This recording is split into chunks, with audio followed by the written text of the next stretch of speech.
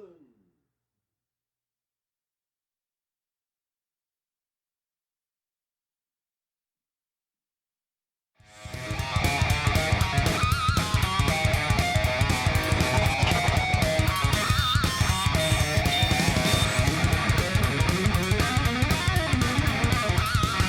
we dead?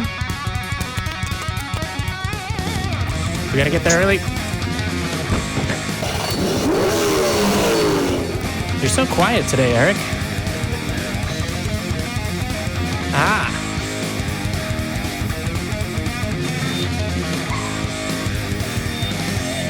Am I Phil or Eric? Hello and welcome to Talk Heathen. I'm Jamie Boone, and this is our guest today, Phil Ferguson. Ciao. Yes.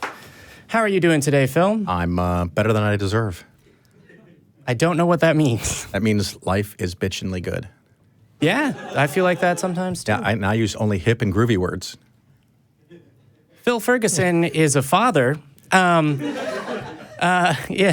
Woo. I could have worn my little collar. Yeah. So you've been on, I think, almost all of the shows that we do weekly, and some of the ones we haven't this week. You were on. Yeah, I think this week time period, I'm on a total of 6 shows from the ACA. Right. So you were. I'm very honored. Boom. Yeah. I don't know how many people can claim that.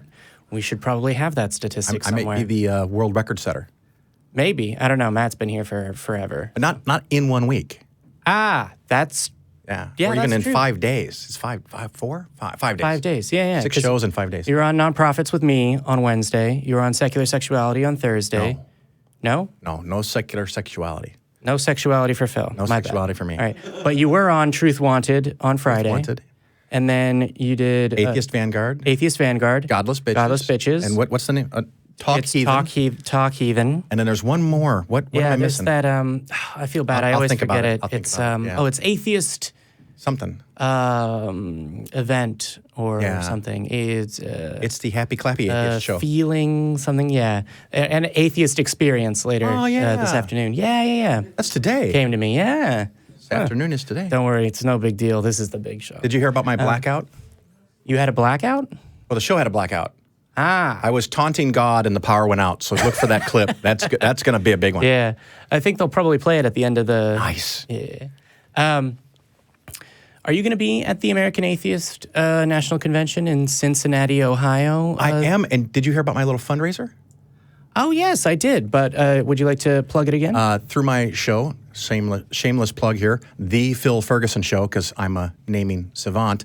The Phil Ferguson Show raised a total of $7,500 for American Atheists Convention to provide subsidies, grants, scholarships? Money. Money for high school and college students. So it'll include room comps. It'll include allowances for travel expenses. So if you are a student and you were thinking maybe you could go to Cincinnati in Ohio on Easter weekend, but you weren't sure you could afford it, please contact American Atheists. They have $7,500 to provide you maybe a day or two of a room or a mileage allowance or something. My hope is 150 to 200 students go to the convention that maybe wouldn't go, and that increases the numbers. It increases the energy because the young people, they are our future. Who is that, Whitney Houston?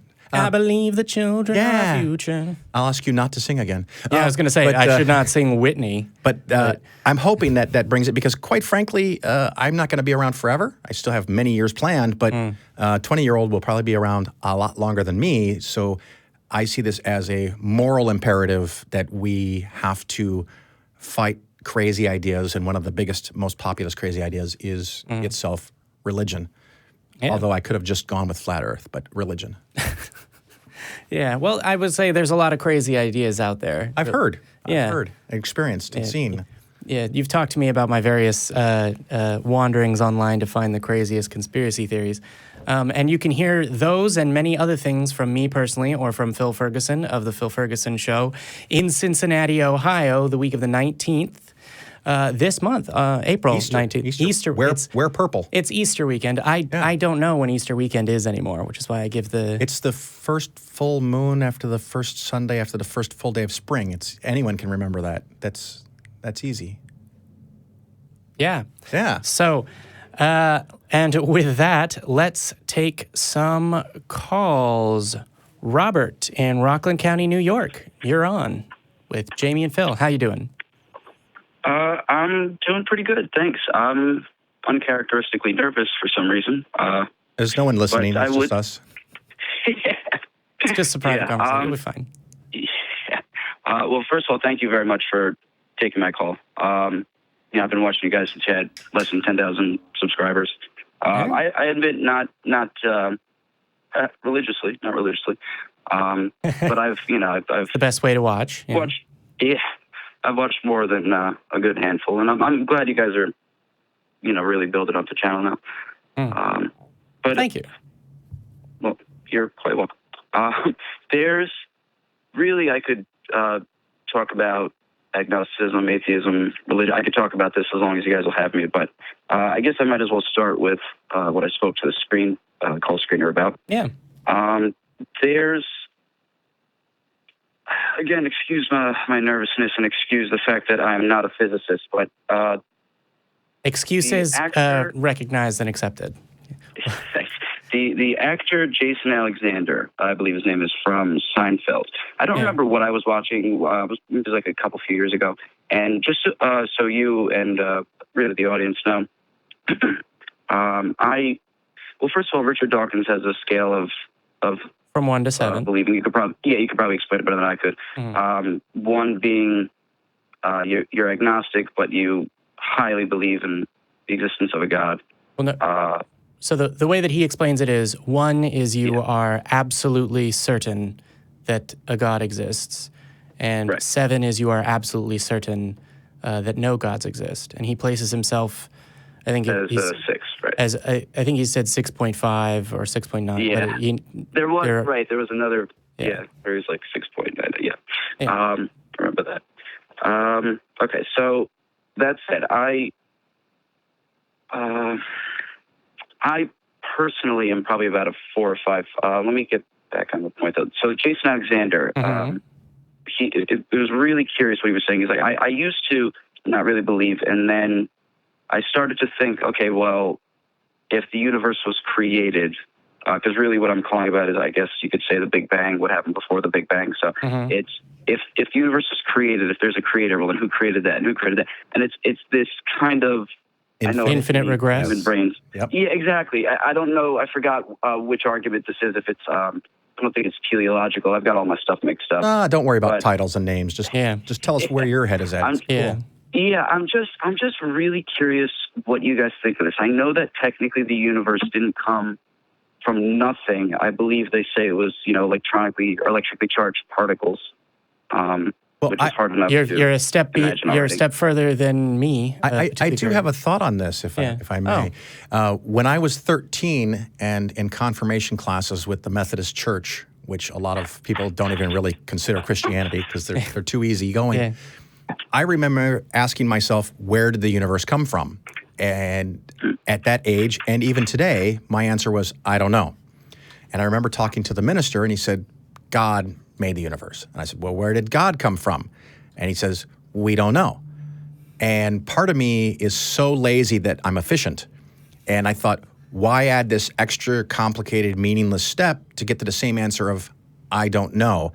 And that was one of the things that really bugged me as a kid. Well, if we don't know where God came from, and we don't know and have evidence that he, she, it exists, why even go down that rabbit hole? So that was kind of the thought process for me, is I'm okay not knowing, because there's a lot of things I don't know. And I just embrace that and focus on the things that I do know. I don't know if that helps you any. Well, just your guys' opinion at all is something I was curious about, whether or not I like it or agree with it. Yeah. But yeah, I just, something, because like I've stated, I'm an agnostic. I don't necessarily believe, by the way, I was raised Jewish, and I actually am, so this is something else that I'd gladly talk about if you guys, have the time or, want to have this conversation. But like, I'm very conflicted with, being raised Jewish and having that, because Yeah. okay. So let me try to say this simply as possible. Yeah, I don't really believe, but I do want to believe. Like I think Hitchens talked about this quite a few times, where he knows, or he knew, rest his soul, he knew atheists that didn't believe, that wanted to believe, and he could never understand that. What was his argument? It was the celestial North Korea. I would never want, right? Something like that. I would never want them. I would never want to have an all-knowing, all-seeing being, constantly Dictator. knowing what I'm doing. Something. Yeah. So I get that, but I don't know if it's just for lack of a sense of purpose or what. I guess just would be nice to know that there's a God or something like that. But yeah. So Robert, that's not an uncommon feeling at all, particularly among those easing their way into non-belief. I don't know how recently you started having doubts or deconverted or started calling yourself agnostic, any of these things, but yeah, you're not alone. Those feelings are had, but those feelings, pretty much every time I've heard them, have not been based on, well, there's some convincing evidence that I believe. They are, in fact, well, I want to believe. There's a series of feelings related to that, and largely that's, your upbringing, the way you were raised. You were raised in the Jewish tradition, shalom. Can I interject, actually? Oh, yeah. What have you got? It's funny because, see, I guess part of, I don't know if conflicted is even the right word, or it might be, and it might be multifaceted, where I didn't realize, especially in America, let's say, like I didn't realize until maybe 4 or 5 years ago how ingrained religion is in our politics. Right. And I didn't realize how... Most people don't. But most people, sincerely believe in creationism and sincerely believe or don't believe in evolution. Like when I was in Hebrew school, I never, and for some context, I was there from when I was about 6 or 7 until I left after I had a bar mitzvah, and then that was pretty much the end of what I did inside the Jewish faith. But did your parents encourage you to do more? Not really. I mean, it was mainly because of my grandfather, who was Orthodox, or actually, I believe he was Orthodox at one point, and then perhaps just became kind of ultra conservative, because we were our Reformed Jews. So, thumbs up for rock and roll, I suppose. Yeah, it's and he passed when I was 12, actually, which is kind of one of the main reasons I actually definitely went through with the bar mitzvahs, because he didn't get to make it, and all that, and so it was kind of sad. But I'm sorry to hear that. Yeah, I can't. Thanks. It was a long time ago at this point. Well, then never mind. It's not sad now. Yeah. Oh man, that's a good one. So yeah, basically, I'm saying I guess I really don't know, because it's not like he constantly wore a shawl and all that, and I can't ask him. So basically, just the point is that he, you asked me about my parents. He was mainly the driving force behind my education, I guess. We, partly because of financial reasons too, we left the temple or the synagogue we were going to, I should say. Sure. Because it's pretty expensive to keep a membership. But yeah, it's just, the thing is, I was raised Jewish, and I'm going to finish my original point. I was raised Jewish, but I in hindsight, was also raised secular. But going back to saying, talking about religion being ingrained in politics, like when I was learning Judaism and about the Jewish people and about, the stories they would tell us, Noah's Ark, I never thought anybody actually took this as literal, a literal history. I always thought they were, it was, and I guess they never told me that they were metaphoric or they were. they were Allegories. stories, for lack of a better word. Yeah, allegories. That's a good Mhm. description. Thank you. Or But fables. yeah, I guess I just kind of assumed it. Yeah. Yeah. So it's really jarring to see just how much religion has kind of a stranglehold on the country. But that Yep. leads me into something else that I'm curious about to hear from you guys, is what are your thoughts on militant atheism? And I apologize if you have talked about this in a previous show, but,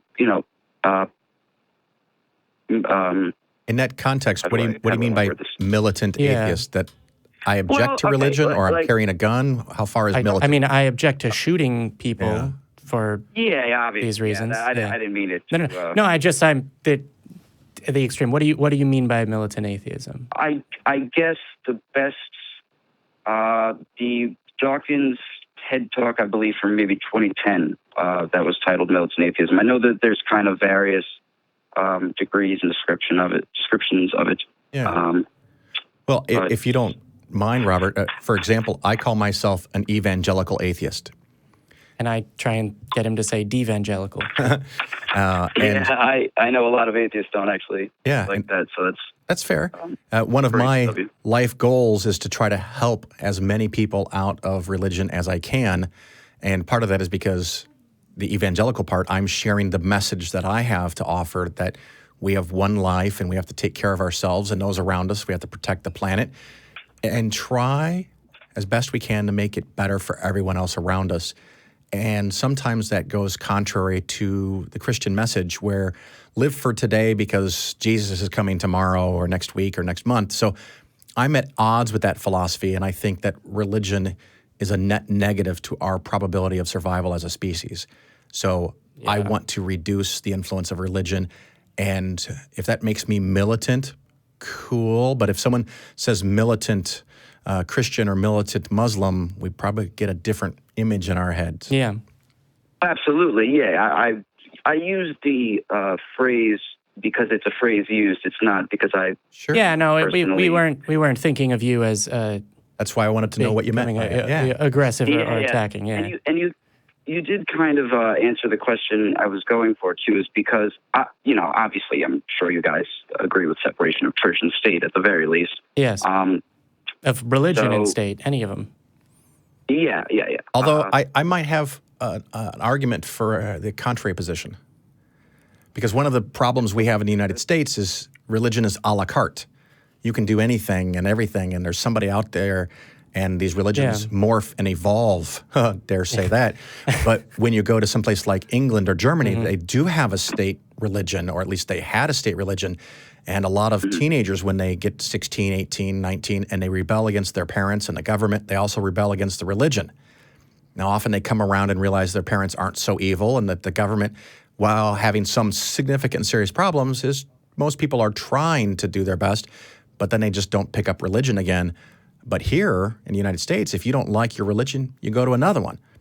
If you're not cool with Southern Baptist, you become Methodist, you become Anglican, or you go to a church that's non-denominational. Yeah, and some of the non-denominational Very good. ones are worse. I actually, on that point, as far as our society, I think that the a la carte nature of religion and the number of alternatives is a symptom of a problem rather than the cause of it, which is that there's this idea of, well, you believe what you believe and I believe what I believe, and that's okay. Yeah. There isn't a, no, you believe that, why is it true? That emphasis doesn't exist. It's, well, no, I believe in horoscopes, why is that your business? Well, no, I don't believe that evolution exists, why is that your business?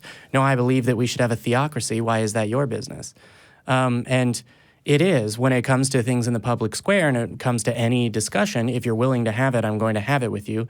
And I think that if you're going to say, well, I believe in horoscopes and I want to tell you about them and I want to ask you what your sign is and I want to tell your fortune, if I say I don't believe that and I'm willing to talk to you about this, if you let me tell you that the concept of Mercury being in retrograde doesn't make sense if you accept that the Earth is not the center of the solar system, and I'd like to not be called some kind of radical asshole for talking about the truth, which is different in the United Kingdom. In the United Kingdom, there's an emphasis that if you go to school and you're educated, that means that you know more. In the United States, there's this idea of, well, my ignorance is as good as your knowledge. You've said that with emphasis and because you believe it, and I believe what I believe very firmly, therefore they're equal. And I don't have a problem necessarily with someone who doesn't know something. I have a problem with someone who has, the arrogance that can come along with that and the idea of, well, it doesn't matter that I don't know something. Willful ignorance. Willful ignorance. Willful ignorance and an insistence that it doesn't matter is what bothers me.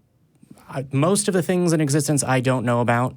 We're all ignorant, mostly, but the people that say that they are not is what bothers me. And I think that might be the difference between the United States and, the European countries that influenced our early foundation.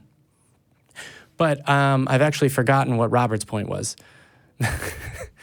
It's what happens when I talk to you. I got a little caught up there too. I was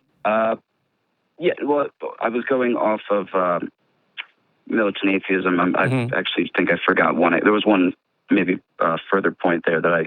Yeah, well, Phil gave actually a beautiful description of it. One that's better than anything I've ever said, certainly. Wow, now I wish I knew what it was. Yeah, well, luckily we can go to the tape. I feel the same way. I think in large part there's an emphasis that, it's okay to believe, it's fine, whatever. But that endangers the person that believes. Because if, you can believe whatever, then when that person gets cancer and believes that, juggling rocks is going to cure them, then that person is slowly dying of cancer. And if you live in a culture where you can believe what you want to believe, you're forced to watch them. And you're forced to be okay with them being told that. And you're forced to be okay with them telling other people that. So it's not just in the public sphere where people are passing laws to, $10 billion in funding to look at the, bottom of the ocean for Noah's Ark or whatever. Like, how about we explore things for good reasons? I don't know. Yeah. We've talked all over you, Robert, but it sounded like what you were calling in about was you want to believe, and I think that that's probably directly related to the strength of tradition and ritual in the Jewish. Well, can I interject again real quick? Because Yeah. You mind? Yeah. No, it's for sure. It's not. I want to believe, but the thing is that I like facts. Okay, and if the truth is that there is no God, then there is no God. But I guess I would just like to believe, just because it would be nice to know that there's an afterlife or some sort of heaven. I mean, I know it's very. I like living. I want to do more of it. Yeah, exactly. That's really the only reason why. It's not because of any, oh my gosh, I learned about religion, for all those years, and and it's wrong. And no, that's not really what I. One of the things I think about, Robert, is are you concerned about not believing in Thor? No. Yeah. No, so there's hundreds and thousands of religions that you're not really wanting to believe in. You're not thinking about them. You're not concerned about it. It's because of the culture and the society and your history that there are some things that you might lose or miss from that by being out and open. And that's just an unfortunate part of what religion does to kind of try to keep you in. So you got to figure out how can you get as much of the good stuff out of it you can without taking along the bad stuff. And it can be quite a journey. That's a great point, because I've watched videos, where people try to, I guess you could say, either debunk or what have you, where, some parents will say, oh, well, I only teach my children the good parts about religion. And I forget what those videos have said, basically. But, it's, you can't really sift out the good from the bad. And if you're teaching children that religion is true and they should believe it, even though there isn't sufficient evidence. No, just the values. Just no, you're not. Morality. Use Aesop's fables. One thing I was going to ask too is about. I was going to ask about your guys' thoughts on. And again, I apologize if you talked about this in a previous show, but about because this is actually somewhere I really am stuck, and I see the arguments on both sides, but about not just our country being founded or being based on Judeo-Christian values. Which country is that? Yeah, sorry, which country was that? the United States. It's not. It's not. But what was the point you were gonna? Yes, and that's what I'm saying. Like, I understand. I understand that. Yeah. Thomas Jefferson. I've put. Listen, I'm no philosopher. I'm it's all certainly. good. No, but I'm trying to just remember here from a few speeches I saw Hitchens give about Jefferson, where he wasn't a theist. Some people like to try to prove that, but when discussing things, the inalienable rights. I understand the arguments that our country is not. I say, are you guys are in Texas, right? When I say our. Yeah. Well, I am today. Yeah. Well. Okay. Yeah. Yeah. Phil is also an American. Chicago. Yeah. Well, yeah. Oh, okay. So what I will say is whether or not the founding fathers were religious is not really relevant to the founding of the country, because they wanted desperately to separate it from individuals and kings, and the influence of Enlightenment thinkers, Locke and Rousseau and others, is plain and apparent in the way that they wrote, among other things, the Constitution of the United States and the amendments thereto. They wrote it explicitly as a document that would separate religion from government, which is not a Judeo-Christian value at all. No, that's true. That's absolutely true. That's not necessarily what I'm disputing. And I'm sorry if I'm not. Oh, it's all good. No, you're fine. And sometimes we jumped in the middle of your. Yeah, sometimes it just comes down to we use the words that we hear in our daily lives, the Judeo-Christian. I don't even know what Judeo-Christian means, because Jews aren't Christians. Yeah, I was going to say, it means, well, let's sound less anti-Semitic while pushing this. Same, basically. Yeah. So we use words, and we're just a little more sensitive to it because we don't think it's an accurate representation, but we understand.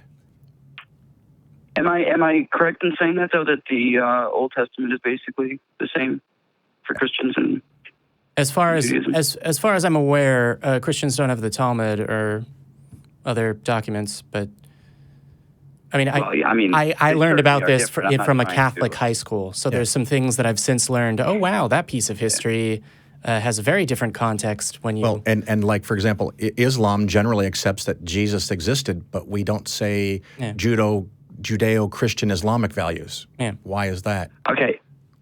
Yeah, that's just because it's not part of our culture. Yeah.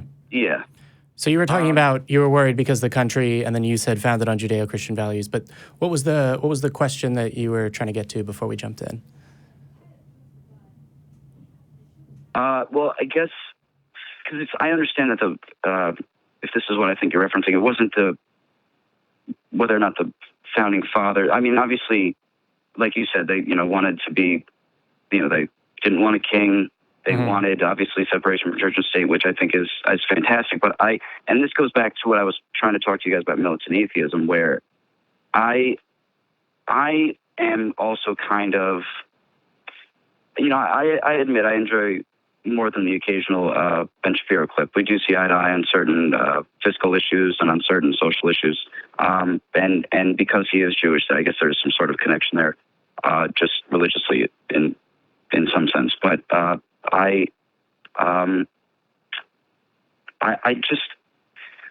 not, listen, I certainly don't think that without, and Sam Harris has talked about this too, can science can we have objective morals, and can science give us morals and stuff? But I just want to know your views on, and I guess, again, this is where the Judeo-Christian part comes in, is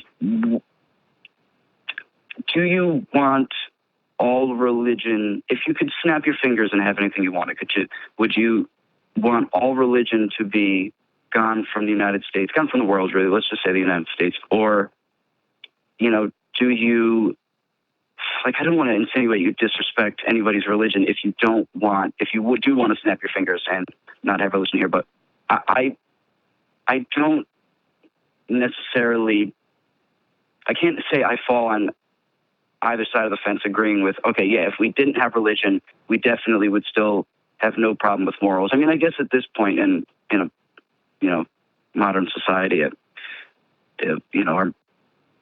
we're intellectual enough to, obviously, simple things like murder is wrong, and rape is wrong and all that. But I just, there's still part of me that, while knowing that the country wasn't founded on Judeo-Christian values, that it is built into our society, is heavily morality, to our influenced by these psyche, things. I guess. I think The in Puritan some influence is ways- still felt. Yeah, and and again, it's hindering us in a lot of ways. I agree. absolutely agree with that, but I still think there's some semblance of hope for religion, and one of you mentioned Islam briefly just before, and that's actually something I was going to ask about if we had the time, or if you guys have the time, about well, are you for reform? There's several questions I have. Yeah. Would you be for reforming? Would you be for just destroying or getting rid of Islam? I know I threw a lot out there. Yeah. So relatively soon we're going to move to another call. Hopefully you'll be able to call back next week, because a lot of these are would make for good calls just on their own, and I think we could have them. And I know that Eric would love to be in on these as well. But the main point, the first point that you said, and I think will be the last one that we address, is you have hope for religion. I mean, in that regard, I think that in the United States, provided that the secular movement and the skeptical movement don't sit on our asses and do nothing, that we are currently in a position where we can make the world, and at least in the United States, make American society better by removing the sort of prejudices and privileges that exist for these things. But in terms of religion, I think if you're talking about hope for religion in terms of it still existing and not being as directly inhuman, influential. Yeah, I think that there's fantastic hope for that, because the atheist and secular movements are on the rise, and there's a wave of reason sweeping Western-influenced countries around the world. So in terms of that, yes, I think there's hope for less of religion. But the way you said it made it sound like, oh, I have hope that religion will change such that it's good. And I think faith is not. I don't know. Did you have anything to? I think I'm going to take a hard pass right now, because it'll send us down on a whole nother rabbit hole. Yeah. But, we need to get to our next caller, Robert. Can I absolutely understand. Yeah, I could rant all day about this stuff. So. Can I get you at the very least to call in next week, or at least join? Show up on the Talk Heathen Reddit/r/Talk Heathen, and drop some of this. I don't know if you're a Redditor or willing to do that. Or I'm actually. No, I occasionally do read Reddit, but I'm not really I'm not. Cool. Well, thank you for helping us along. Absolutely call next week. Yeah. Thank you for taking my call. All right, bye. It was fun. Yeah. Well, yeah, I went on that one longer than I should have, but I think it was. You need a timer up here. It's just well, that's for me more than the caller, really. Yeah. It was good stuff, but we have so many calls now. Yeah, we do. We've got a lot of good ones, and all right, too many to choose. Adam in North Carolina, you are on with Jamie and Phil. Hey, what did you want to talk about? So I have a short intro, and I want to hop right into my question. This is amazing I guess I'm kind of adjunct to the community. I'm a deist, but I'm often fighting for good thought and good reasoning, and that's kind of my intent with this call. We actually kind of got the debate between Matt Dillahunty and William Lane Craig, but it came in the format of Miklos Jacko. I don't know his name that well, and I hadn't heard of him before this. And he kind of privately recorded himself talking to William Lane Craig. I don't know the whole story. He's posted on his YouTube channel. And he went over everything about the killing of the Midnights, or where God had them slaughter the women and children. He went over slavery. He went over inerrancy in the Bible. And William Lane Craig just fell over himself. Like he even said, slavery was a form of indentured servitude, which I was like, oh my gosh, even William Lane Craig uses that apologetic. And so I think there's nothing more. That's my main point. That's my opening. Mm-hmm. And so I'm going to take Phil Ferguson to task on something here. So wait, so your opening was about William Lane Craig getting owned? I'm all for it.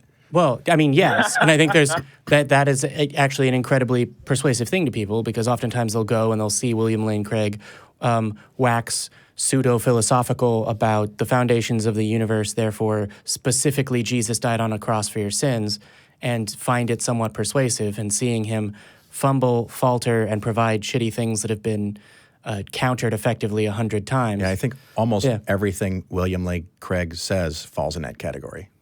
Yes, but shitty things to say. Some of it is harder to address because it's random. What does that have to do with Phil? Or did you talk to him earlier in the week on Truth Wanted? Or is that Phil said something?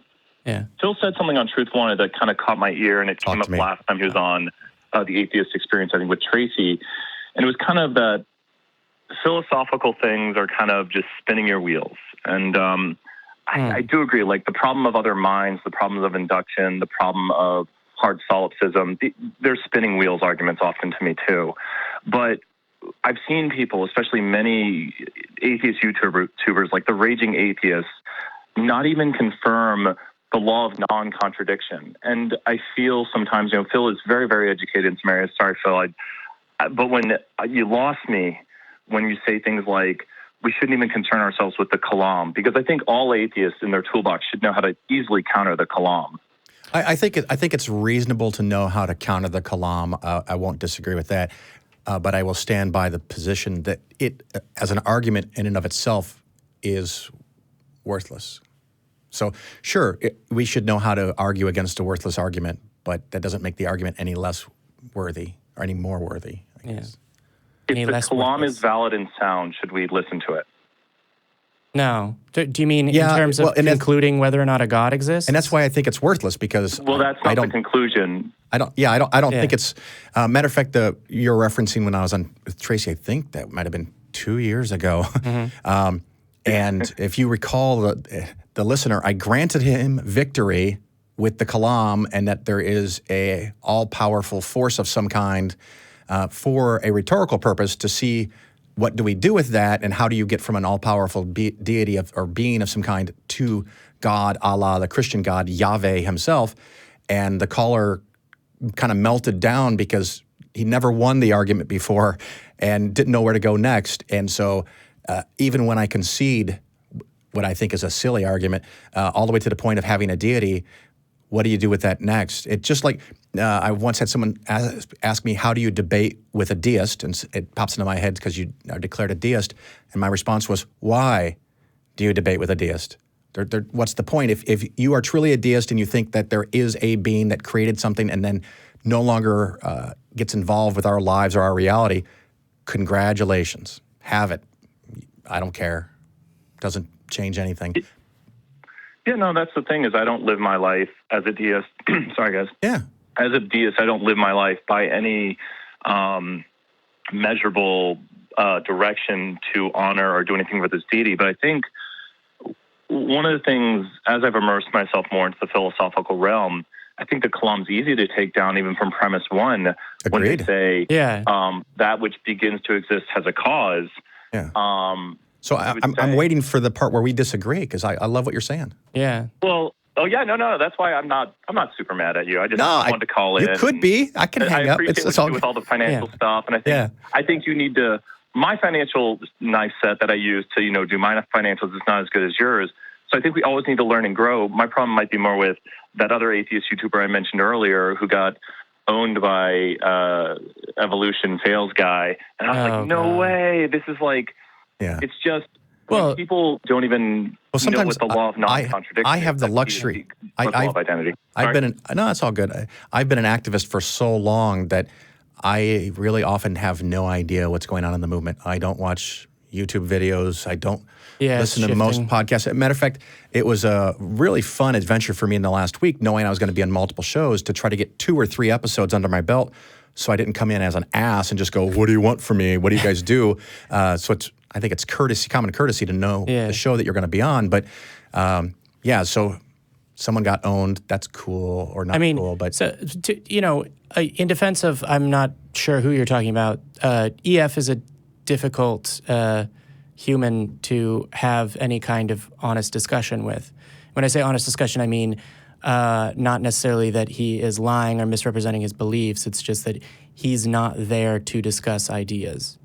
And so I want to bring that's something difficult to deal with. The reason that I agree with Phil so much on, what value does the Kalam have as an argument is that at its core, it is not based at all on empiricism or scientific skepticism or the things that produce results that we can verify are true. At best, you can justify it from a perspective that rationalism is a good way of understanding the world, which is something that is less reliable than empiricism. If you have arguments about what exists in reality and detach those arguments from reality, you've lost the script. And I agree. That's why you can't say anything about what the Kalam finally gets to at the end. But it's really, you can attack the Kalam in different ways with premise one by saying it's a problem of induction. You can. Because we can say we don't know for certain that induction works because there may be something in the quantum realm or at the Planck time that we don't quite understand yet. So for those playing the online drinking game I saw in the chat, we don't really know that premise one is true. We have a good reasonable belief. So the structure of the argument might be logic and sound, and or valid and sound. But I'll end with this one last thing, and it brings it back to what you were saying about bad actors. So I'm going to tie EF to William Lane Craig. That's a great connection right there. When I heard William Lane Craig speaking to this guy, and he immediately went to that slavery is indentured servitude, and it was not like American slavery. This is what I hear from every apologist online. It's like they've never read the verses that says, the year of Jubilee does not apply to non-Jewish slaves, that there's prisoners of war, that they're trading with foreign nations to get slaves, that you can beat your slaves, that you can pass them down. It's like they've never read those verses. Or the history of American slavery at all, because that was the justification offered. In fact, what's interesting is eventually the South had to deviate from slavery as described in the Bible because there's something about, well, if you have descendants, even if they're descendants between you and one of the slaves you own, they're still considered your descendant. And in the South, they wanted, the children that were born in those circumstances to not be able to inherit or claim any rights. Right. Well, very good, Adam. I have never had Thank you guys very much. a pleasant conversation with someone that disagreed with me. Thank you for calling. Yeah. Thanks, guys. Bye. All right. Bye. I could have those disagreements all day long. Yeah. I was going to say, I think I ran over him kind of heavy with no, I don't find any value in this. It's rationalism rather than empiricism. It's but all good. Yeah. Let's see. Jonathan, Casa Grande, Arizona. I have no idea where that is other than it's in Arizona. You're on with Jamie and Phil. How you doing today? Good. How are you guys doing? Pretty good? Fantastic. Yeah. Marvelous. Yeah. Other than the ones that live here, probably not many people know where this place is. Right. It's a hidden gem. It sounds like a beautiful place for a house. Yes. A big one. Yeah. Lots of space. So I had earlier I was thinking of the question, like, why essentially most of us have the same information. How come some of us believe and some of us don't? So I was just curious, what your guys' opinions were regarding that. Well, I would start with doubting the first part of your argument. If we all have the same information, we don't. For example, I have relatives that think Donald Trump is doing a great job. I know that's my opinion, not the show's, not ACA's, but as an example, other people think that horoscopes work or that the earth is flat. We don't all have the same information, but why people are still in religion is an idea that compels me to be involved and to research it and study it, because I cannot answer your question. It boggles my mind that anyone is religious. The idea that there were, like, for example, if I walk outside and I see an anthill and I look down at all the little ants, as long as they're not climbing on my foot, I really have absolutely no concern or care what they're doing. Of course, they're not inside my house. I'm outside. I don't care what they do. Not my problem, not my concern. If a handful of the ants decide to take one of the little ants and slaughter it and put it on an altar and burn it and sacrifice it to me, I could give two shits. It's not going to matter to me. And that's the scale between a human and an ant. The scale between a human and the creator of the universe must be greater. What kind of goodness, what kind of joy or happiness or energy can a deity get if I sacrifice something to it or donate 10% of my income to its mouthpiece on earth? I can't answer your question. I don't understand it myself. So you got me. So, Well, I'm sorry I wasted your time. No, it's great. You gave me a chance It's to rant. Thank you. that, and it's a good answer on the show. So I'll thank you as well. No, I was just What I will say is that the belief in religion, in various religions, isn't strictly related to these things, right? There's no field of science that's examining, what are the natures of God, etc. Before the advent of modern science, only a few hundred years ago, that's all there was. There's human tendencies in thinking that, if I reason my way through this and come to a conclusion, then that conclusion is correct. And there are carrots and sticks psychologically that drive not just our behavior, but also our thinking.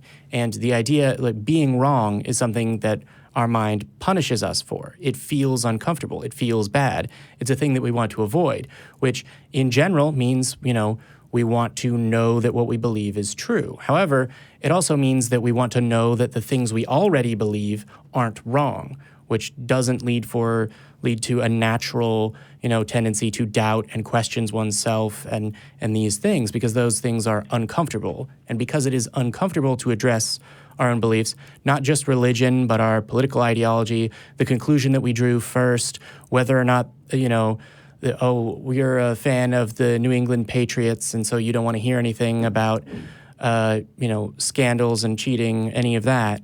These are things that we hold to, not necessarily because of the nature of the thing itself, but because as humans we have bad brains. However, religion takes an extra step and deliberately scares, mentally tortures, and indoctrinates people so that they don't question or leave or do anything. It's kind of the modern religion has evolved as a kind of cultural aberration that used to be the structure of society and hasn't died off quite yet. Let me kind of modify, I guess, my question, make it a little more specific, I guess, to myself anyways. Yeah. What is it,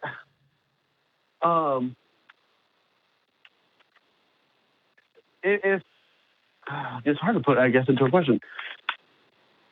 Why am I convinced on apologetics arguments that Christianity is true or more believable than not?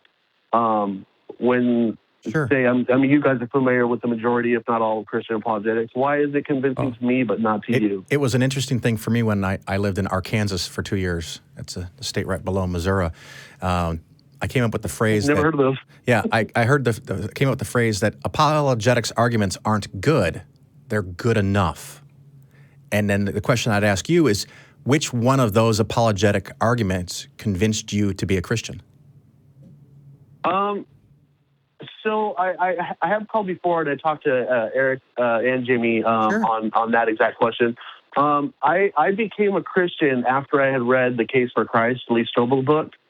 And then immediately after that, I started studying Christian apologetics, because at the time I didn't know anything about it. I didn't know what apologetics was or anything like that. So the first book after The Case for Christ that I read was Geisler and Turek's I Don't Have Enough Faith to Be an Atheist. And then Josh McDowell's Evidence That Demands a New Verdict. So the first book, I'm so sorry, but the first book you said was the one that made you become a Christian. The Case for Christ, that's right. Okay, and then you learned about apologetics after that. Is that true? Yes, that's right. Okay, so in answer to my question, which apologetic argument made you a Christian? None, right? Well, I would describe Case for Christ as a kind of ad hoc apologetics. Okay, fair enough. So, but to be clear, at what point did you, are you a practicing Christian? Do you go to church and all these things? The church that I would go to is far from me, so currently I don't have a church I'm going to. Okay. That's interesting. So my first question is, have you read any books presenting the case for the other side? Yeah, I read pretty evenly, I think. I kind of would go back and forth. The God Delusion, God is Not Great. the case against the case for Christ. I didn't get to read all of that, but I was able to get the synopsis online. So yeah, I read quite a few of Dawkins' books. Sam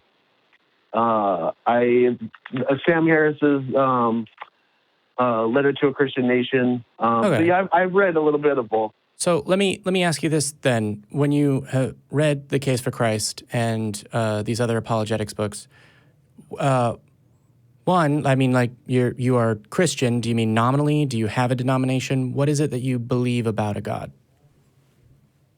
I guess between the two, I always say, I guess it would be either evangelical or non-denominational. Okay. But your other... You got to Sorry, go ahead. being an evangelical from reading The Case for Christ? Well, I guess I don't really know what evangelical means.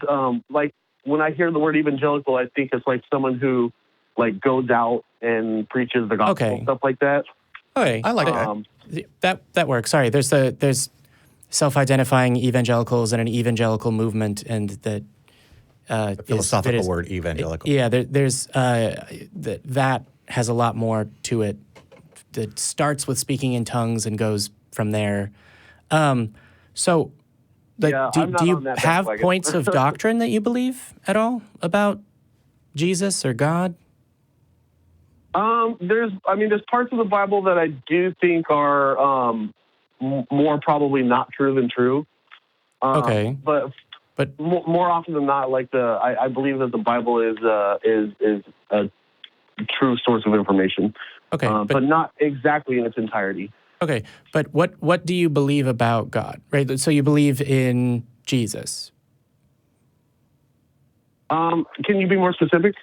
I mean, I'm not sure I understand your question. Do you believe that John 3:16 is an accurate description of God? For God so loved the world that he sent his only begotten Son to die so that those that believed in him would not die but have eternal life, that sort of thing. I've paraphrased, but that, like Jesus' sacrifice on the cross. Yeah, I do believe that. Okay, so that comes with a belief in original sin, presumably.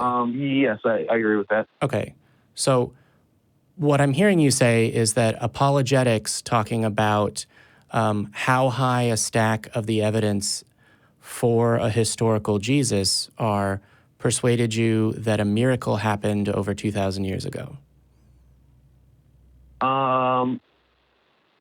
So I do believe that happened. I don't know if it was because of how you just put it. I'm sorry. Well, okay. Yeah. So I mean, I'm being a little bit aggressive in the way that I'm asking these leading questions, but there's nothing in the Case for Christ, as far as I'm aware, that argues for any specific point of Christian doctrine, other than Jesus existed. That could be. What I remember from the Case for Christ is basically it was kind of establishing whether or not Jesus was a historical person to begin with, and then the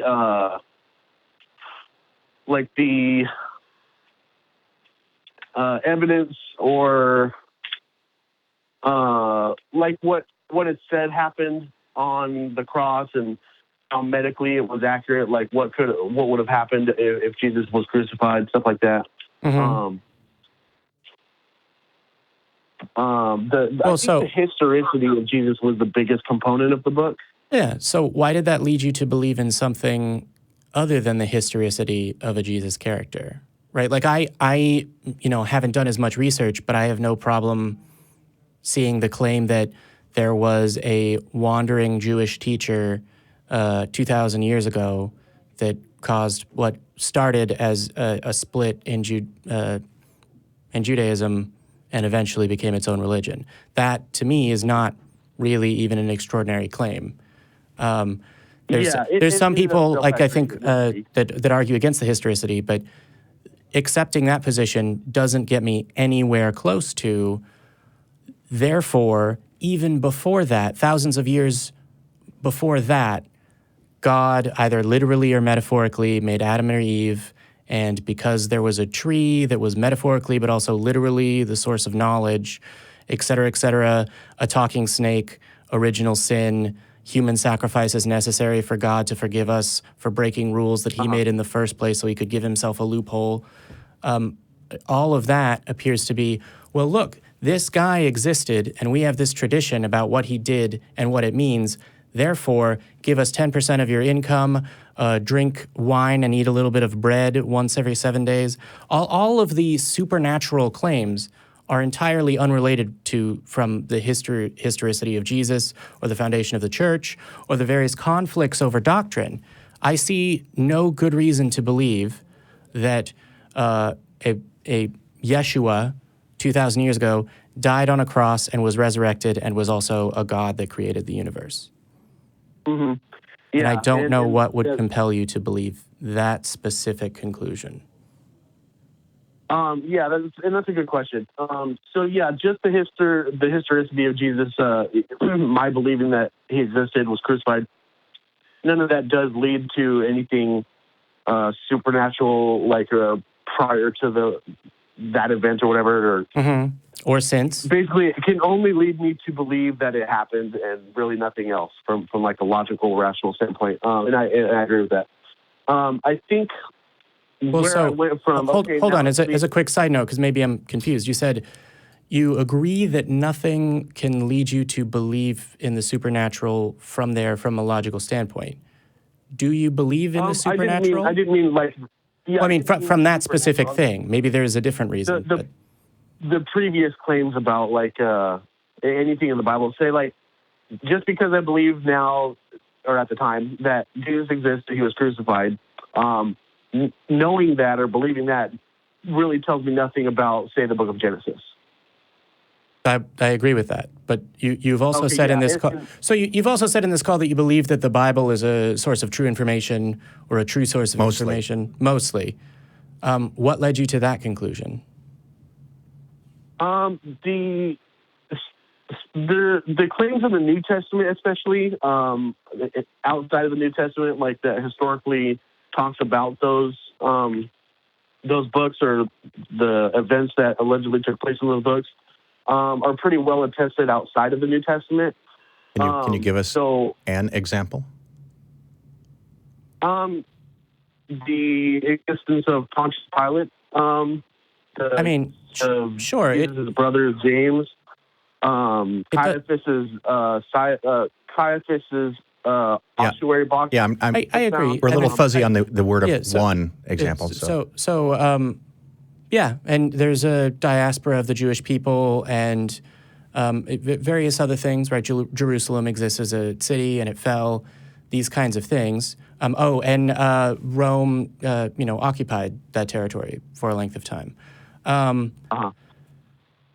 But the things that make these stories into a religion, right, that would lead someone to say, I am a theist, I believe in a God, would be claims about that God.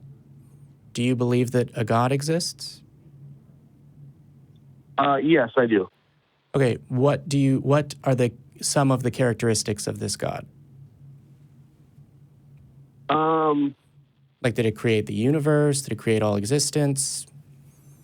So yeah, generally, I guess I'd say what I believe God to be is, the creator of the universe is definitely one of them. I guess how the Bible describes God is pretty accurately how I believe that God exists. Why is that?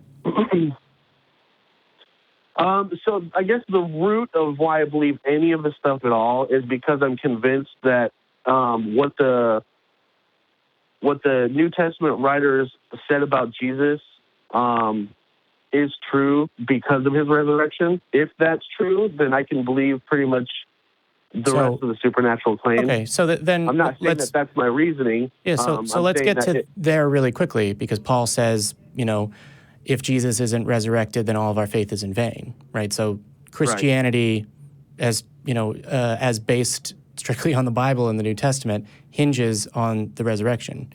Do you believe that Jesus Christ, one, was God, the only one, and two, was a human that was murdered and then came back to life? Yes, I do believe those things. What led you to that conclusion? just being convinced by the historical writings of an early antiquity that they're well contested. So there are a lot of historical claims about supernatural events that are actually some of them more contemporaneously attested because the New Testament writers were not writing, the next day. Do you believe that evidence, there are historical writings about this supernatural event, is sufficient evidence to accept the truth of that supernatural event?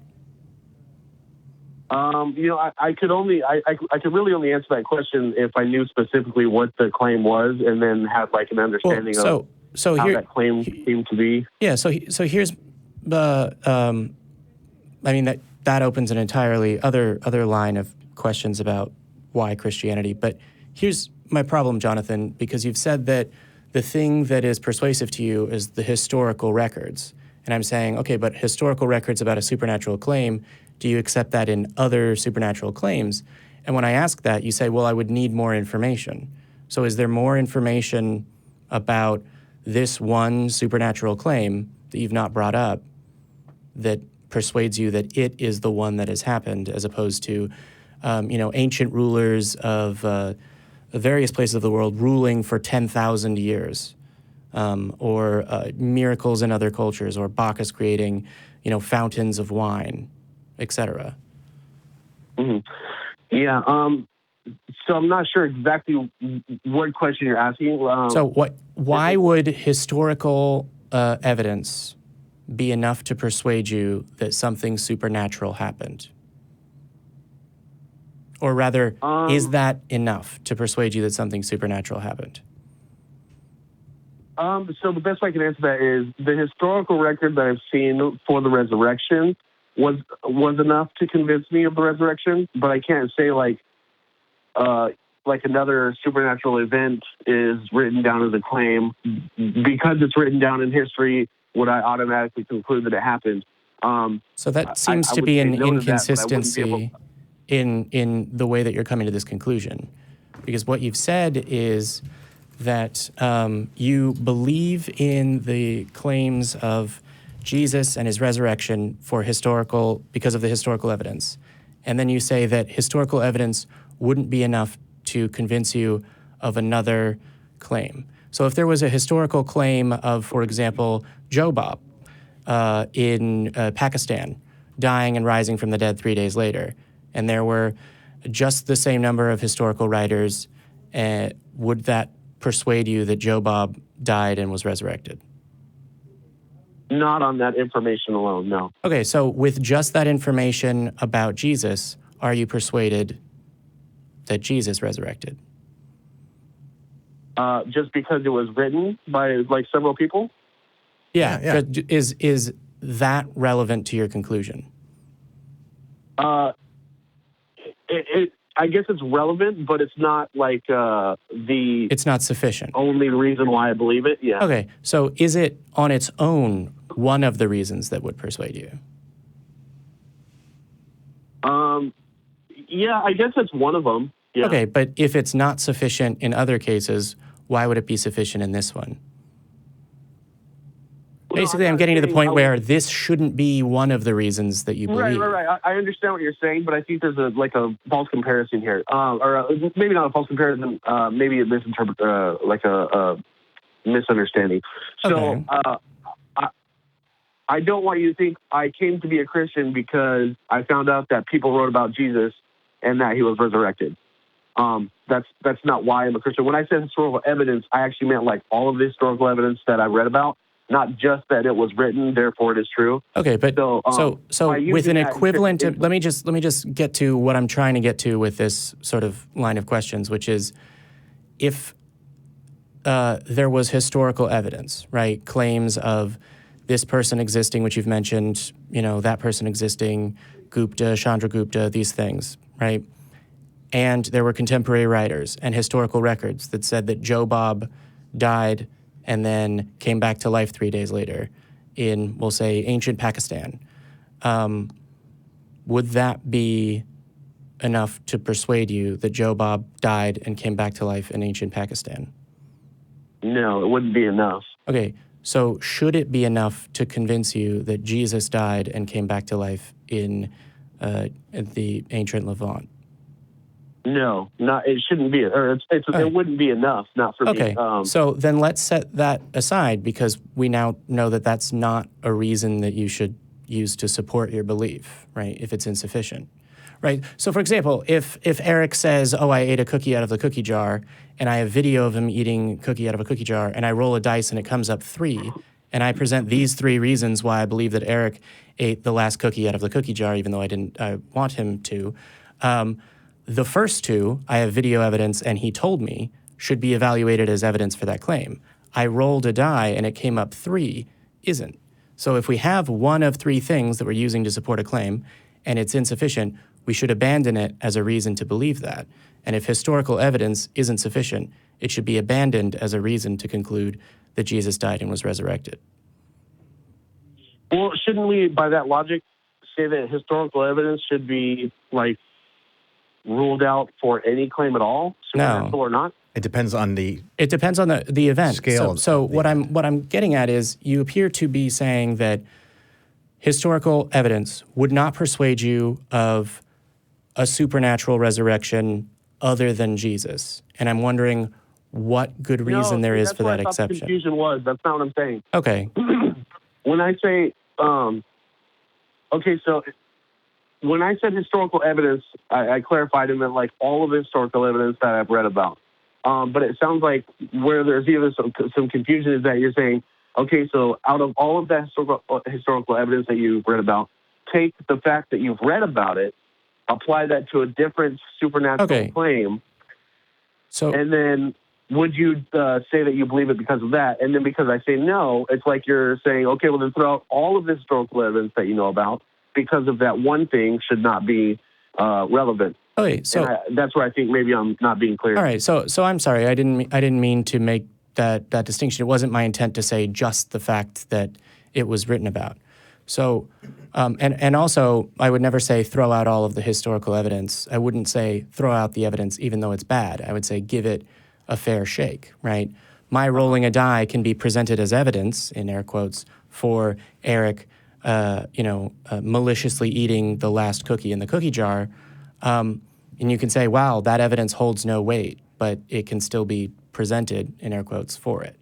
Except I'm kind of curious, how would rolling a dice have anything to do with evidence for the claim that Eric ate the cookie? Exactly. It wouldn't. It wouldn't. That's the point. So, and in the same way that some other person being persuaded that something supernatural happened wouldn't be sufficient evidence for me, and it would still remain insufficient evidence if it happened thousands of years ago. And Jonathan, in your case, it wasn't sufficient evidence for a different deity. Yeah. Well, that's why I said not that alone, that one thing alone. Somebody wrote about historical evidence. All of the historical evidence that you're talking about. It was written about every other kind of historical evidence that you have read about for Jesus' resurrection. That evidence applied to Joe Bob of ancient Pakistan. Is that enough to persuade you that Joe Bob died and came back to life 3 days later? Honestly, I don't know. Well, so I can't say if it does or not.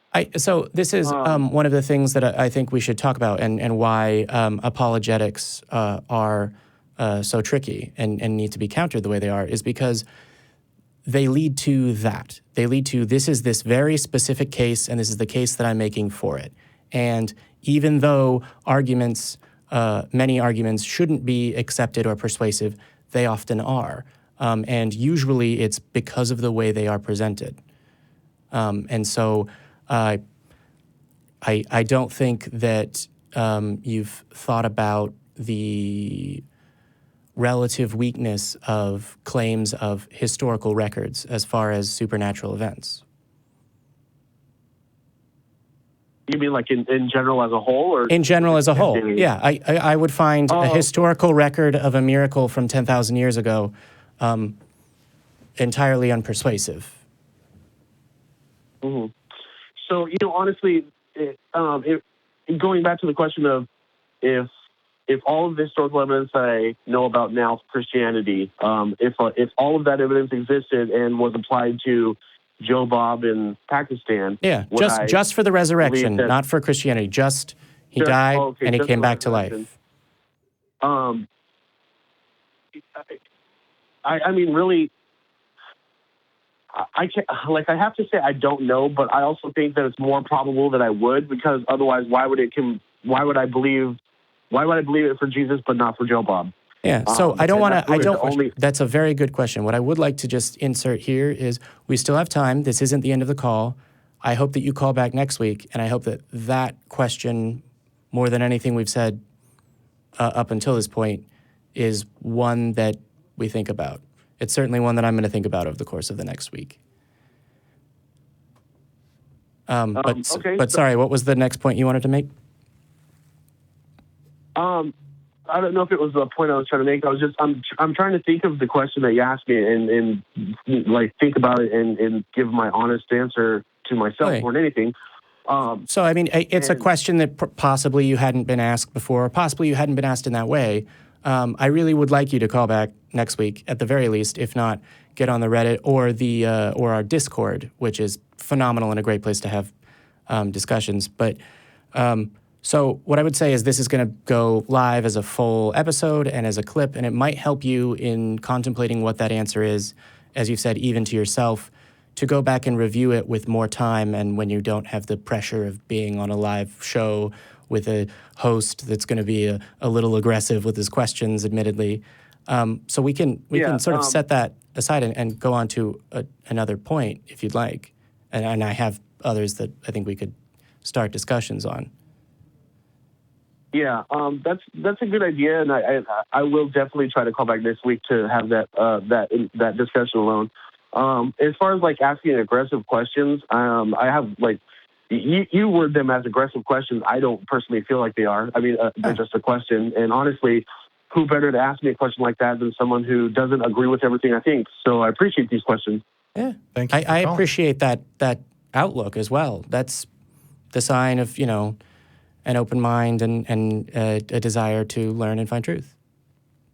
Yeah. I appreciate you, Jonathan. Well, that makes us even. Thank you. Tied.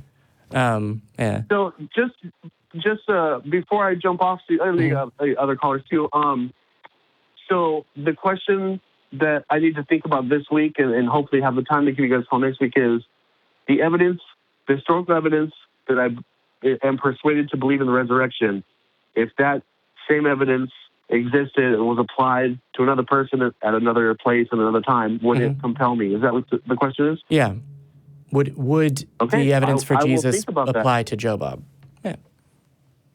You don't have to think of the person as being named Joe Bob, because the claim that a person named Joe Bob lived in ancient Pakistan is kind of crazy. But that's a pretty, it's a bold claim. It's extraordinary. Yeah, it's an extraordinary claim. Yeah.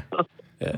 But all right, Jamie, Phil, thanks a lot for your time, man. Thank you. Good Look forward to talking to you. Yeah. All right. I think that was a good call. I don't know. I didn't really let you get in there very much, but I wasn't sure. I'm good, man. I'm good. I do this all the time too. Yeah. What I would like to say is, one, you've plugged your show, the Phil Ferguson Show. Indeed. It's good. I've listened to it as much as I can now that we produce 10 and I have to keep up with those. But it's made the short list. And I would also like to, as we do once a week, every week on this show, announce and thank our top 5 patrons. If you would like to be a patron and have your name said on the show and recorded forever and ever in the historic annals of the YouTube servers, wherever those are, you can support us on Patreon by going to patreon.com/talkheathen-to-me, patreon.com/talkheathen-to-me. There it is on the lower third, so I don't have to repeat it a third time awkwardly like some infomercial. But what I can say is that our top 5 patrons this week are Neil Bradley, which, thank you, Neil. You've been phenomenal. Dr. Funkenstein, I believe. The thing isn't showing me the full name, but that's an excellent name. I'm not sure that you've been on this list before, but thank you for becoming a top 5 patron. Nando Gonzalez, thank you. And Joe Roll. you've been pretty steadfast as well. So thank you to our top 5 patrons. Remember, it's patreon.com/talkheathen to me, and you too can have whatever name that you choose to be your Patreon name said by the sensuous voice of Eric Murphy when he returns next week, or by request me if you would like it to be read by a different voice. And with that, let's actually also tell people that today, after the Atheist Experience, you will be able to see the premiere of the Atheist Vanguard, and we have, I believe, a video promoting it, which we will play now. I hope my pastor don't see this.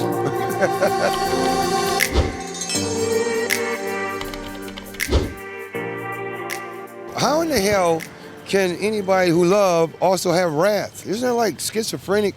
God was going to destroy and kill his own people, which he did many times. Stoning? Stoning. Not in a good way? Individually, it would never occur to you to stone your child.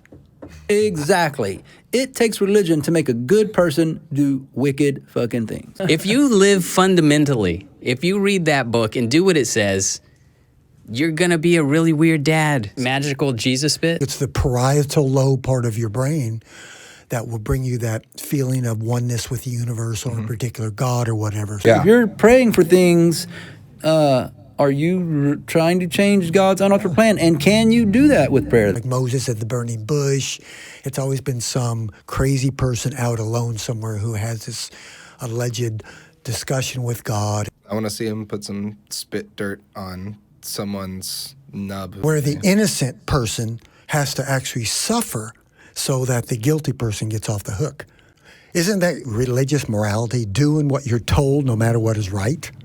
It's just so skewed away from reality and from being what is right and moral. To me, that's naive and it's insulting.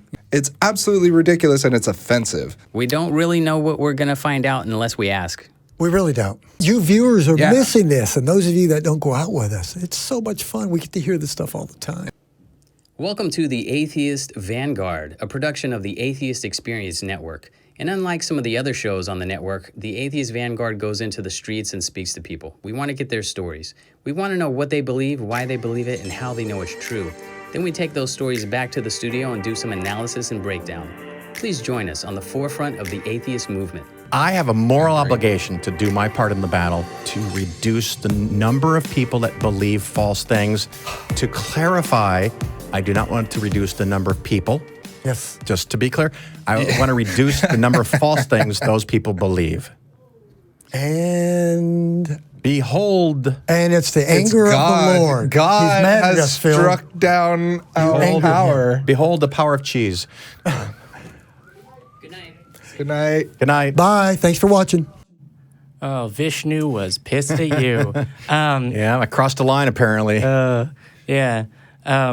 Yeah, because the God of the Old Testament would just want you to reduce the number of people that you disagreed with. Yeah, when apparently it let me come back today. Yeah. Not so powerful after all. Not so powerful. Yeah, sorry, that was such a good clip. Those are good guys. What they're doing is phenomenal. I just want to add to their points now.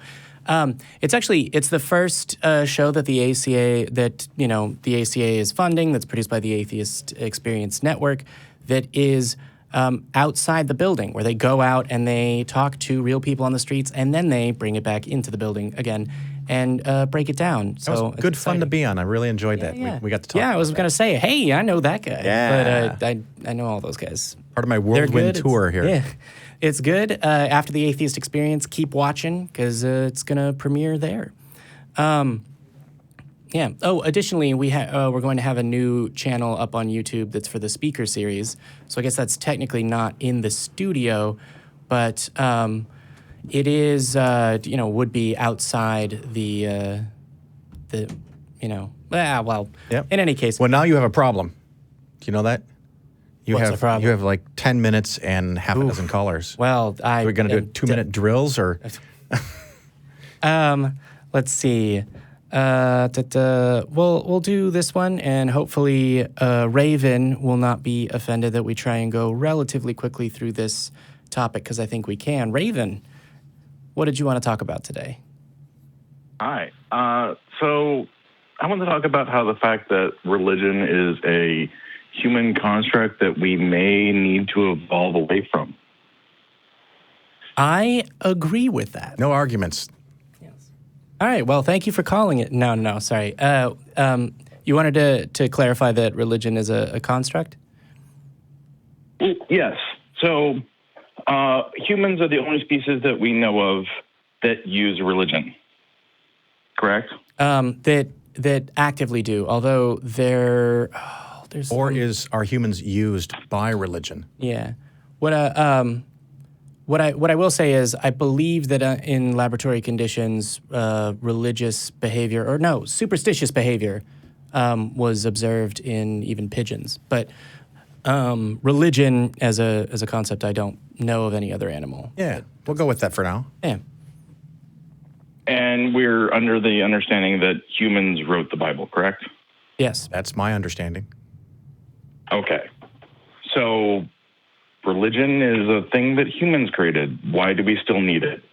I mean, at one point, yes, I understand it made the weak more powerful in their minds than the bodies, and we need that for society. But we have phones that are more powerful than the computers that launched the Apollo program. Yeah. In our pockets. And I'm not even sure if I would grant the idea that we ever did that's need what I was gonna say. religion. I think it served a purpose for itself, and it propagates like a meme.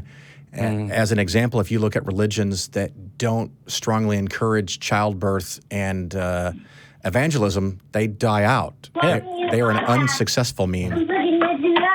There was such a denomination of Christianity in the. Are you in a group of people? Because there's some people in the background coming through. But there was a denomination of Christianity in the United States. Shakers? Oh yeah, it was the Shakers that said no children. They made really good brooms, but that was about it. Not Alas, babies. No children, no continuance. Men and women were always tradition. separated in the Shaker community, and they were dependent on new converts and didn't have any children. And within a decade or two, poof. What do you know? No more Shakers. Young people, teenagers, and 20-year-olds weren't so hip with the never have children or engage in the activities that lead there to message. Yeah, nor are Catholic priests. Too soon? No, I mean it will never be too soon to bring that up. Yep. Because they haven't done anything about it. They haven't, and they won't. Yeah. Well, they're gonna be forced to do something. Yeah. I mean, I think generally we fundamentally agree that there's that. I would agree that we didn't need religion to form society. We just needed social structure, and that ancient religions didn't look even like religions did 500 years ago. All right. Does that make sense? All right. Well, Raven, if you had more to say, hopefully you call back next week. But thank you. I think my prophecy of it being a short call has come true. Indeed. And the fact that I could affect the I'm going to results of that. prophesy the next call as being short as well. Oh, well, let's then get to Ben in Vero Beach, Florida. How are you doing today, and what did you want to talk about? I am great. So even better now. I can't believe I got on. Yeah. I wanted to talk about when it's appropriate to be aggressive. Yes. With our atheism, I guess. Well, when they call in at the end of the show and their name is Ben, bye. Well, you used the word debate, or at least this call screener did. Now, is this a one-on-one debate, or are you in front of an audience? No, well, I'd say it's more personal for me. Sure. Like when I say that, I mean more for like my children. Yeah. Because I am divorced and I live a few states away from my kids, and they're being brought up in the Wesleyan Church. And when I talk to them on the phone and I want to know about their day and things like that, when my oldest daughter, who is 6, tells me that she's learning about original sin, it makes my blood boil. Yeah. So I struggle on the fact. Yeah, I raised kids, and at the time I was an atheist, and my wife was a Missouri Synod Lutheran, and they were being taught young Earth creationism, and Yes. I was blind to it. You have the luxury of not being blind to it, so you're already a step ahead of me. I think particularly when you're talking about the kids, you have to be much more strategic, much more diplomatic. A head-on battle with what the other spouse is teaching them is a low probability of success. So what one needs to do is be clever. I have a pretty well-known talk called Breaking the Cycle, How to Get Kids Out of Religion, which you can search me and that title on YouTube. But basically try to help them think critically without touching the religion at all. So yes, and that's sort of where I am with it. But you can buy them. Take the stance that religion is bad as a whole. You don't have to. So it does kind of anger me when I hear my kids being taught that kind of stuff. So you don't have to lie or hide what you think, but you don't have to be too aggressive with children. So you can buy them magic tricks. Well, we did that. And at the same time, I have to deal with their mother and then the other side of the family who, when I do start to get too aggressive, they really, not to bash them, but they won't let me talk to the kids. That's where I was leading to is part of the strategy is long-term success. So if you come in too hot, you're cut out and then you lost. So don't lose. Don't lose this game. But the things that we did was we would teach them about Greek and Roman mythology. We teach them about Thor, other mythologies. In a very casual setting, we would buy them puzzles, optical illusion books, anything that gets them to question reality and how they can be tricked. Teach them how to do magic. Kids, especially at those ages, they love magic tricks, and they feel like they've got some secret on their friends, and they can perform this trick, but they also know it's a trick. Yeah. And my kids were amazed when they found out often how a magic trick works. It's kind of really sad and pathetic how some magic tricks work. Yeah, usually.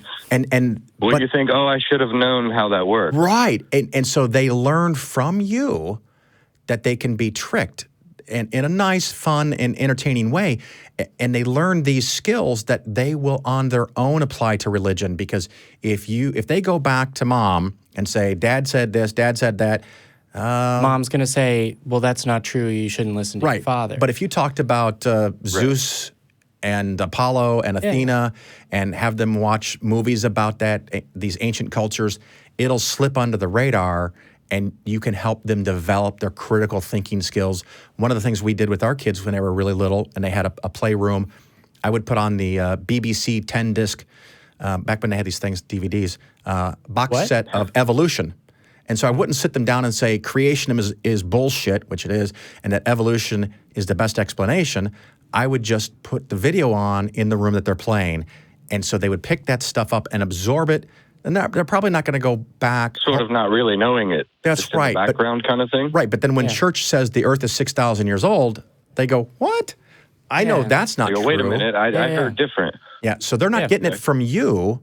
They're getting it from a video they're watching passively in the background. It just happens to be on. So there's a lot of things you can do. I do recommend you and any other parent that's having trouble, check out that video again. My name's Phil Ferguson, but it's called Breaking the Cycle. It's on YouTube, and maybe that gives you some help. Yes, definitely. I will definitely look at that. That, and in addition to Phil's video, which is, I actually don't remember how many times it's been viewed or reviewed, very good. The ACA and the Atheist Experience Network produce a show called Parenting Beyond Belief that addresses particularly issues like this, specifically from a secular perspective, and it shares its name with the book Parenting Beyond Belief, which is helpful. And there's some resources out there because you are not the only one that deals with people are trying to indoctrinate my children. What the fuck? I'm sure there's other people. Yeah. But, that's not a good situation. I'm sorry to hear that. No, it's okay. We're all working on it together, I'd say. Excellent. Yeah. Well, thank you for calling. I'm glad you guys are there putting out the information that you're doing. Thank you very much. It's helpful to me, and I hope that it's helpful to other people. So I think it will be. And with that, I think we're going to let you go. Hopefully that goes well. You can call in and give us an update. All right. Thanks for calling, Ben. I definitely will. Thank you. Oh, cut him off in the middle of a thank you. All right. Well, let's hit Kennedy in PA. How you doing? Kenny. Oh, Kenny, not Kennedy. Sorry. Kenny, how you doing? Kenny? It says here you wanted to ask what our opinion was of religious sanitation. All right, well... Yes, hello. Oh, hey, there you are. Hey, Kenny. Sorry about that. I was waiting, and I had my phone muted so you wouldn't get any background. It's all good. How are you guys? It's all good. We're doing well. It says you wanted to know what our opinion was of religious sanitation. And I would say I don't really care how much they pray as long as the garbage gets taken. Yeah, that was just what I was thinking. Yeah. What does that mean, religious sanitation, Kenny? If the garbage gets taken and the toilets flush, I'm fine. But what did you mean by religious sanitation? Okay, so I was watching a video by Prophet of Zod. I'm not sure if you guys heard of him. No. Was it Prophet? It doesn't matter. But have you heard of the movie God's Not Dead? Yes. Sadly. And the sequel. And I've seen it, and I own it. Oh, I bought a copy. to hear that. Yeah, me too. So in the movie, it sanitizes like Christianity of like all the bigotry and all that other stuff, and makes it seem like this happy, glorious religion that you should really join, and everyone in it is really nice. So that really is what I meant by religious sanitation, basically removing all of the bullshit and presenting it as this amazing thing that you should join right now. You know what? Actually, I have an answer that may surprise you. I like it. That does surprise me, yeah. I like it because the kids of today, and I have a 22 and a 23-year-old, they've grown up in a world that everyone is trying to lie to them. Emails, internet, any website, any link can be a virus or a Trojan horse or a bomb. People are selling them shit on TV 24/7. There's ads everywhere. Every app that you have has an ad or trying to trick you into buying something. They know this. They're used to this. They live this. The only people that give their bank account to a Nigerian prince are often older people that kind of lived in a world where people didn't lie to you 24/7. So if a religion is presented to them as this sugar-coated Willy Wonka fantasy world, and they get sucked in, and then they start to learn about the evil, sadistic bullshit on the backside, they're out. Because they're going to go, wow, I was tricked getting in. I'm so used to being tricked that I'm not too embarrassed to admit that I'm being tricked, and they're going to bail. So sugarcoat the shit out of that, Christians. Get them in, because once they figure out that it's crap and they're out, they're never going back in. Yeah. I sort of brought that up because what was the story with the bear and the bald man? Yeah. Oh, yeah, the prophet. The Bible. Joshua. No. Yeah. Or, Yeah. One of my one of my religious teachers, he like mentioned that, and I thought to myself, wait, what the fuck? That doesn't sound right. Yeah. Like, why would God send a bear to kill children? Because they mocked his prophet for being bald. Yeah. Never mock a bald man. That's why Matt gets so mad. Yeah, they like slaughter the kids. Yeah. But, no. The reason why I brought that up is that's sort of the reason why I started questioning my religion, because like people tell me this thing, but they're doing something else, and it seems like I don't know, something's not right here. Yeah. All right, so I guess I agree with you, Phil. Yeah, thanks, man. Everybody agrees with me today. I loved it. I gotta have to come back. This is awesome. Yeah. So wait, on the call screener's notes, it notes that you are a believer. Is that accurate? I am. I'm not. I just started watching your shows, I think, January, and you guys make a lot of sense. But I still believe it's like I'm Nigerian. My culture is very heavily religious oriented. You're not a prince, are you? I'm so sorry. No, not a prince. I was gonna say, could you give us some I still money believe out of in your... God. I was raised believing in God. Yeah. And then learning about other cultures sort of made me realize, is my religion really the true one? So something, I don't know what you'd call it, like inside, I just still believe that God exists. Yeah. But, you know what I want you to do, Kenny? Well, I want you to call back. Yeah. Because we're short of time, and we've had some fun, cheeky answers with your question. I want to have a discussion about you. So please call back when we have some more time. Even remind the call screeners.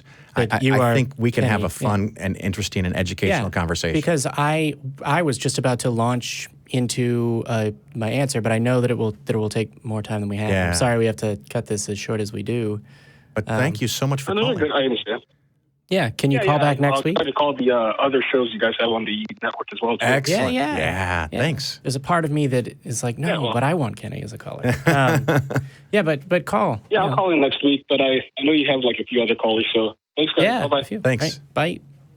5. All right, and is it D'Artagnan in Dallas? Yep. All right. You are patient. Thank you for waiting. Yes. You've been waiting Well, I since got nothing before else the to say. show started, so thank you. What did you want to talk about today? So I seem to remember you saying that you never grew up in a religious household. I may be mistaken, and I don't know Phil's story, but I had a question about, the fear of death after coming out of religion, because that's something that I have recently been struggling with. I came out of religion fully accepted I was atheist, like 2 years ago, and then Congratulations. I went from Yay. Welcome. Welcome to the And you're in club. Dallas, dude. You can come here and Yeah. visit the show live. Yes, you can come to Atheist Mecca, as so many I have. was planning on hopping over to Austin yesterday, but I got stuck at work for 10 hours, so that ended up not happening. If only there was a place with free Wi-Fi, occasional snacks in the fridge, and a comfortable couch for you to chill on. Sorry. Duly noted. If I didn't plug that we're here at 1507 West Koenig Lane and that we're open 7 days a week from 11 a.m. to 9 p.m., then I wouldn't be doing my job. Well, D'Artagnan, one of the thoughts I have for you, since you didn't know my background, I was Methodist until about 13. And so they weren't really that big into hell, and they weren't even that serious, and pretty much everyone got to heaven, and everyone just has a different way of enjoying or worshiping God, so it doesn't really matter. That was pretty wishy-washy, and it was very easy for me as a 13-year-old to get out, and my parents basically said, it's a phase, and he'll grow out of it. So my cheeky answer is that when I left, I threw it all out because I recognized it was all bullshit, and I got over it pretty easily. I know that's not the same thing for everybody, so the better advice that I hear for someone asking this question, such as you are, is are you fearful? Fearful. Are you fearful? Are you afraid of the bad place that Thor might send you if you don't worship him? Well, so I'm along with you in that I have thrown out all of that belief, and I'm not scared of going to hell. It's the idea of not existing that terrifies me. Yeah, fair enough. The whole idea of it didn't bother you for the billions of years that you weren't alive before, and it's not going to bother you then. And logically, I recognize that, but yeah. So what I will say, it's that terrifying concept that I've been in existence for as long as I can remember. But so the idea of God is existential and causing a crisis. So this is something that even people that are never introduced to religion would go through, is that eventually people come to in general, eventually people learn that there will be a time when they are not alive and don't exist as they do now. And that's can be a very difficult thing to deal with. I always feel like I'm ill-equipped to help in these situations because this isn't something that I have been afraid of for a length of time, because my energy is always focused on what I'm doing now and the people that I know and are friends with now, and even how am I going to make my rent? Like the things that are here now that I can do are always interesting to me, and non-existence by its nature has never been interesting to me because there's nothing there. And so I struggle sometimes to understand exactly how existential this fear is from a very visceral, I've felt it too standpoint. But one thing that I would like to impart you with is that presumably were you told that you were going to go to heaven and there'd be rainbows and lollipops forever and this sort of thing? Yeah. Okay, so you're not afraid of hell, right? But you're afraid of non-existence. No. And it's because the idea that you wouldn't exist is new. And it's something that your mind has to, wrap your brain around, or something your brain has to wrap your mind around. Either way, it's metaphorical. Don't smash your brain. But the thing that I can tell you is that it's uncomfortable. It's not going to respond just to logic. It's a thing that needs to be addressed, but that it's not, as far as the psychological challenge of overcoming this, it's not unlike getting past a divorce or a breakup, because it's something that you were promised would be there and that you'd thought of being there forever, and now it's gone. I have a cheeky answer if you're finished. Well, I one sentence left, which is that it's bad now, it hurts, we're here if we can help, but one day it will be better.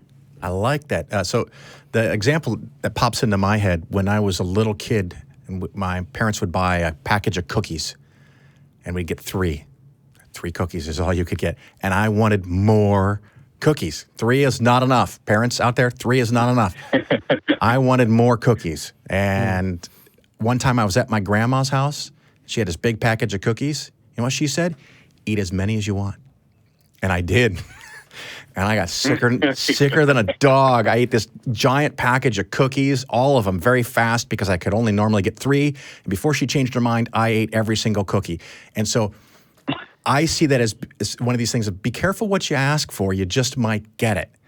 And life is precious and valuable and meaningful because it ends. You only get 3 cookies worth of life. If you had infinite life, at some point, the cookies aren't so good anymore.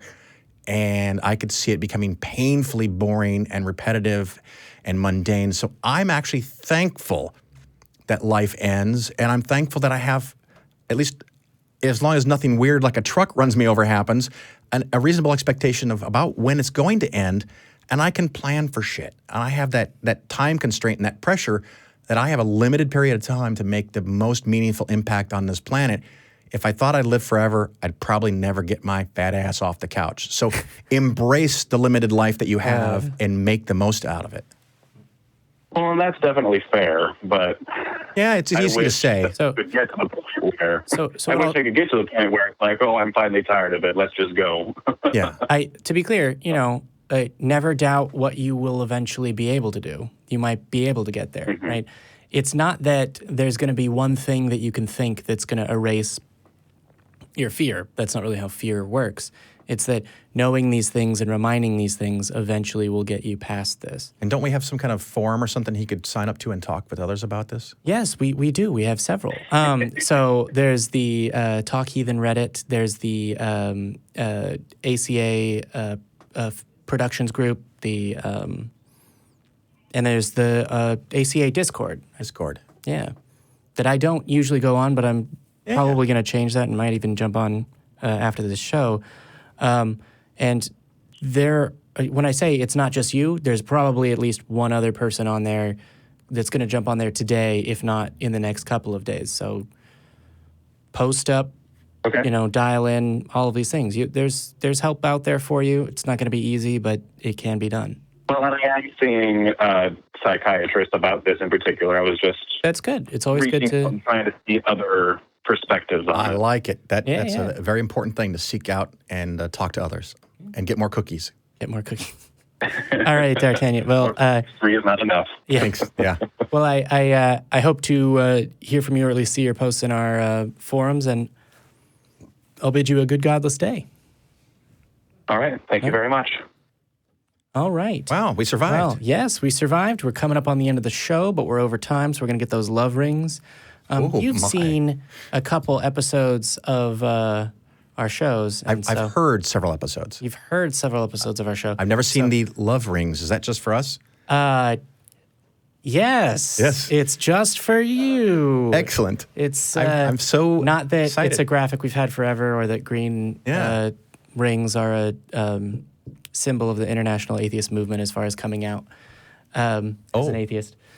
Now, yeah. It's also the reason for my green tie. Oh, well. Oh. I have a green-ish shirt. Yeah, and green tie, the only reason to wear one. Just like I knew it. Yeah. So do you remember that the sign-off is, if you don't believe, you've got community here. That's right. Community everywhere. And what is it? Come for the food and stay for the couch?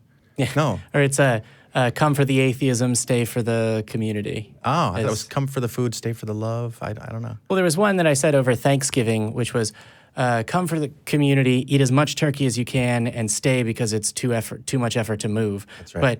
But and also there's no God. But yeah, and if you don't believe, we don't hate you. We just think you're wrong. Yeah, it's a disagreement. That's all.